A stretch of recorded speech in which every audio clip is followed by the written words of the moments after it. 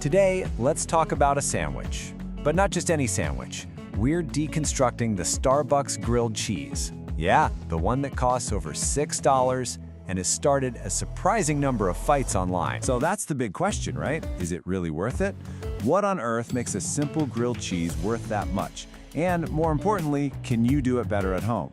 This is the debate that's been raging all over the internet. You see, this is so much more than just lunch. The Starbucks grilled cheese has become this weird cultural phenomenon. You've got TikTokers in one corner, trying to reverse engineer the perfect recipe. And in the other corner, you have Reddit, just fiercely tearing apart the cost and whether it's even a real grilled cheese. Okay, so to really understand the whole debate, we have to understand the sandwich itself. Let's start with cracking the code on that viral copycat recipe. So we're taking our cues here from TikTok creator Olivia's Best Recipes. And you can see right there in the caption, because you guys requested it. That tells you everything. There is a huge, genuine demand from people who want to unlock the secrets of this sandwich. And when you look at the ingredients, you realize right away, okay, this is not the grilled cheese your mom made you. We're talking good sourdough bread, a very specific 3-cheese blend to get that perfect cheesy pull, and a special butter spread infused with garlic. But honestly, the real secret weapon, it's that extra Parmesan for the crust. And the method is where the real magic happens. So you make the garlic butter, you spread it on the outside of the bread, but then, and this is the game changer, you press grated Parmesan right into that butter. So when you grill it, the cheese on the outside creates this unbelievable, crispy, salty, savory crust. It's next level. So, we know how to make it, but should we?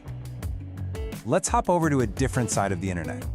We're diving into the budget food subreddit, where, let's just say, the conversation gets a little more practical and a lot more fiery. And the whole thing kicks off with this perfectly skeptical comment. You can just feel the energy.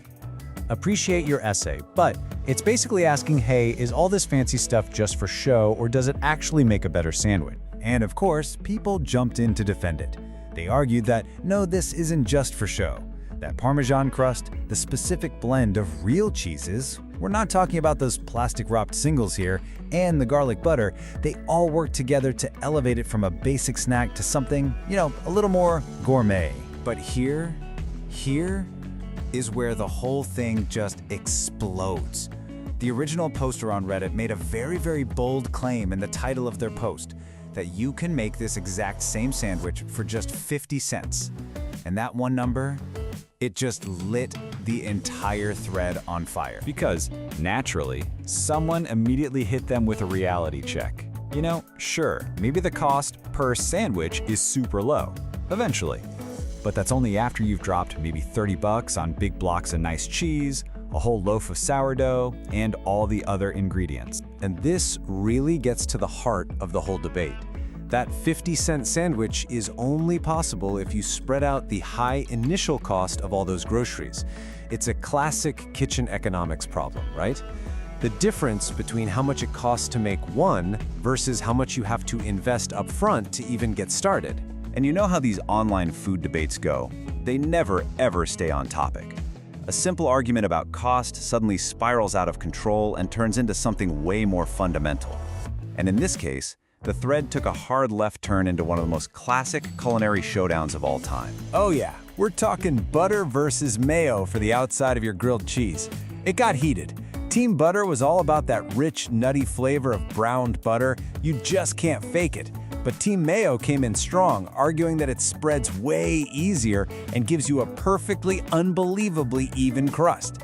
It's this wild hack that a ton of people swear by, even if it feels a little wrong to the traditionalists. Which of course brings us back to the most logical question in all of this. If you can make a version this good, or maybe even better, at home, why on earth are people still paying $6 for it at Starbucks? And I think Reddit user Danny2787 just nails it with the simplest, most human answer possible. Convenience. That's it. Sometimes you're just out.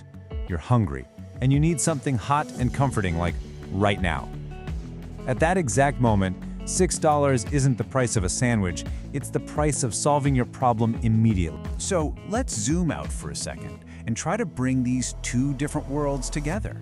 What do the perfectionist cooks on TikTok and the argumentative budgeters on Reddit actually tell us about the ultimate grilled cheese? You really have two totally different approaches to the same sandwich. On one side, there's TikTok. It's visual, it's aspirational, the creator is in their safe space, developing the perfect recipe. And then there's Reddit. It's messy, it's pragmatic, it's a deep dive into cost and effort and even philosophy. I mean, that melt rant is a legendary piece of internet history where a guy went on an epic tirade, arguing that if it has anything other than cheese, it's a melt, not a grilled cheese. It just shows you the passion. So that brings us to our final definition, the Starbucks grilled cheese phenomenon. It isn't actually about the sandwich itself. The sandwich is just a catalyst. It's this thing that gets us all talking about money and time and convenience and what authentic food even means. It forces us to ask what something is truly worth. So I'll just leave you with this final thought to chew on. What actually defines the perfect grilled cheese for you? Is it getting the recipe exactly right? Is it the satisfaction of making it for way cheaper? Or is it the fun of the debate that a simple sandwich like this can spark? The real answer, just like the perfect sandwich, is probably a little bit different for everyone.